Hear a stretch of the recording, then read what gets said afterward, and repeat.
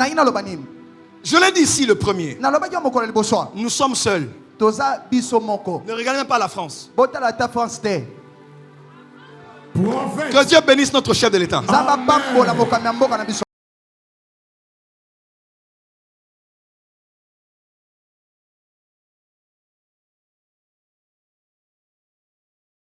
Acclame bien. Yes. Il faut que le respect revienne. Nous savons. Écoutez-moi. De ce pillage systématique de la République démocratique du Congo qui date maintenant d'une vingtaine d'années. Et si c'est le cas, ça se vérifiera à travers ce processus.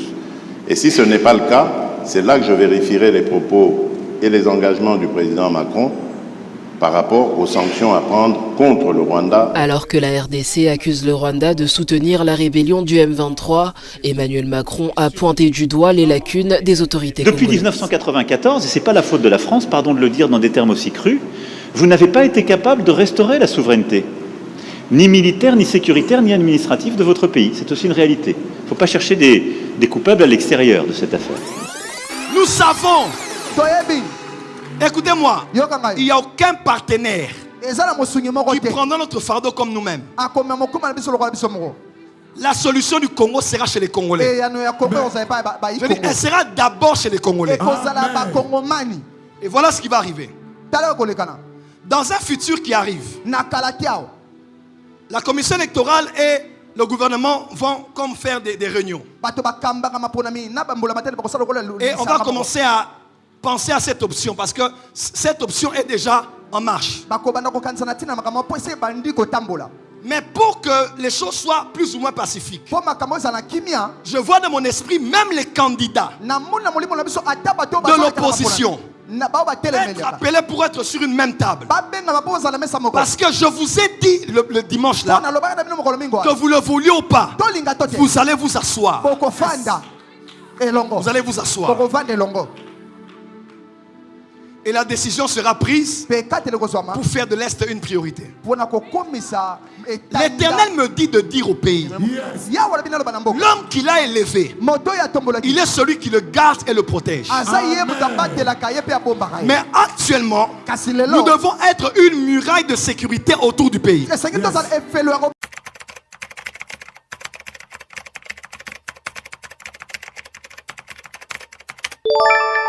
Rédacteur en chef Afrique, ici à France 24. Bonjour Stéphane. Bonjour Ashreen. Première question, quel bénéfice politique est-ce que Félix Tshisekedi tire de ces nominations?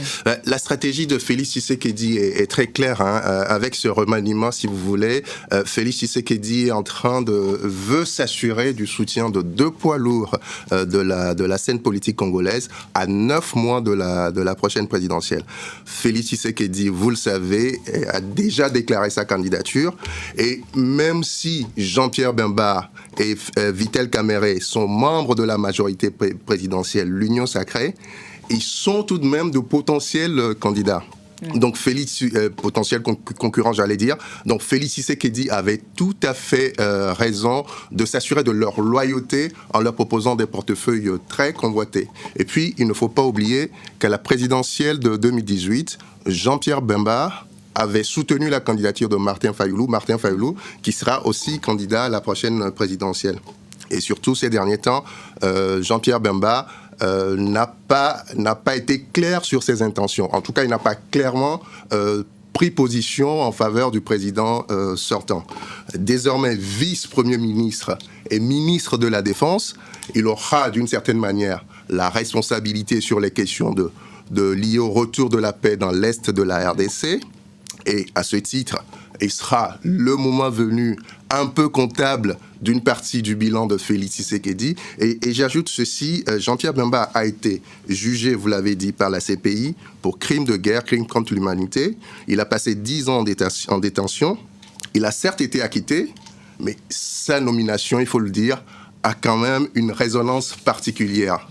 Quant à Vital Kamerhe qui est nommé vice-premier ministre et ministre de l'économie nationale, pour lui c'est évidemment un retour en grâce spectaculaire. Vital Kamerhe qui a été directeur de cabinet de Félix Tshisekedi, il a été un temps accusé, il est passé par la case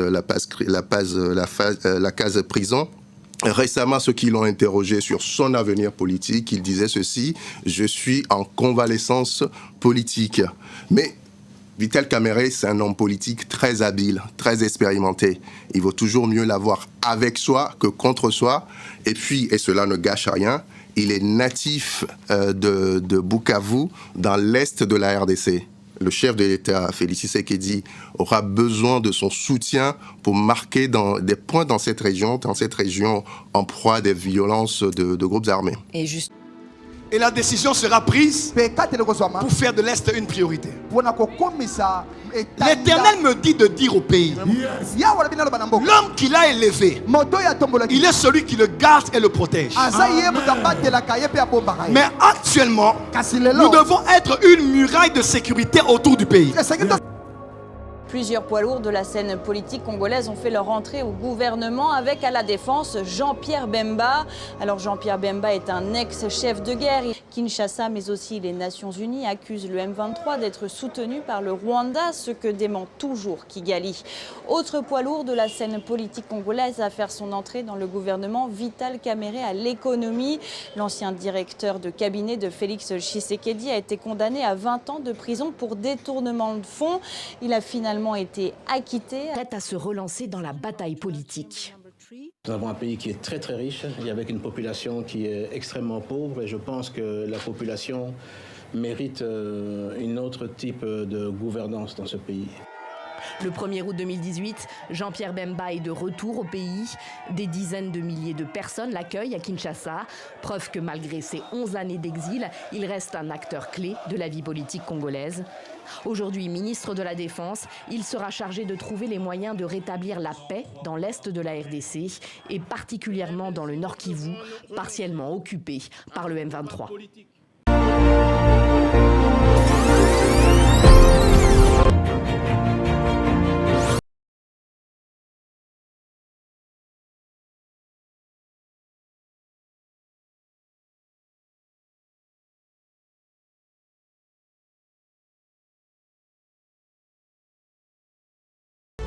Et c'est fini. Monsieur Kaboulou, puisque Dieu vous y a établi là-bas, allez imposer les valeurs du royaume des cieux. Je vous ai suivi tout à l'heure à la télévision. J'ai prié, j'ai dit Seigneur, tu avais parlé à cet homme. Il est maintenant établi à la FIFA. C'est ça? Voilà. Vous allez encore monter. Et ma prière, c'est que vous soyez là au sommet du ministère qui régit tout cela ici dans ce pays. Si l'église est là, elle peut dire Amen très fort. C'est la soirée de l'intronisation. Monter. Et ma prière, c'est que vous soyez là au sommet du ministère qui régit tout cela ici dans ce pays. Si l'église est là, elle peut dire Amen très fort.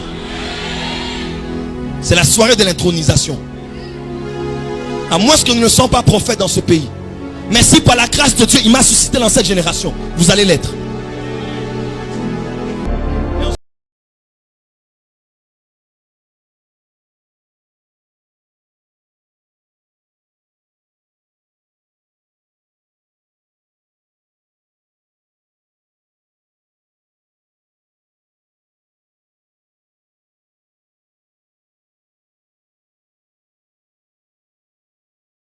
J'ai dit mars, avril, mai. Notez.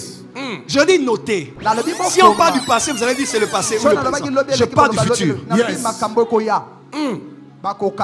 Je parle du futur. Notez.